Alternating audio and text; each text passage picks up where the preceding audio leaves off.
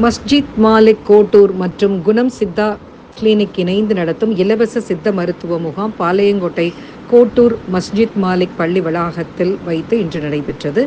இந்த முகாமினை கோட்டூர் குத்பா பள்ளிவாசல் முன்னாள் தலைவர் நாகூர் மீரான், ஊர் முக்கிய பிரமுகர் சையது முகைதீன் ஆகியோர் கலந்து கொண்டு துவக்கி வைத்தனர்.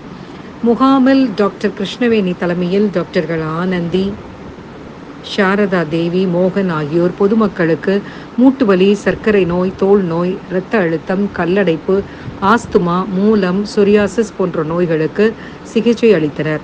முகாமில் கலந்து கொண்ட பொதுமக்களுக்கு சித்த மருந்துகள் மற்றும் மூலிகை ஒச்சட முடிச்சு இலவசமாக வழங்கப்பட்டது. இந்த முகாமில் கோட்டூர் பள்ளிவாசல் தலைவர் ரஷூல் சாதிக் பாஷா, கலீல் ரஹ்மான், பிலால் ரஃபிக், கசாலி, பீர் முகமது, சம்சுதீன், முஸ்தபா, சித்திக், முசமில், ஹாஜத் உமர் மற்றும் அனைத்து சமுதாய மக்களும் கலந்து கொண்டனர். முகாமிற்கான ஏற்பாடுகளை மஸ்ஜித் மாலிக் நிர்வாக கமிட்டியினரான ரசூல் சாதிக் பாஷா, கலீல் ரஹ்மான், அலியார், உமர், மீரான், கசாலி, பீர், மைதீன், தாஜித், ரஃபிக் உள்ளிட்டோர் செய்திருந்தனர்.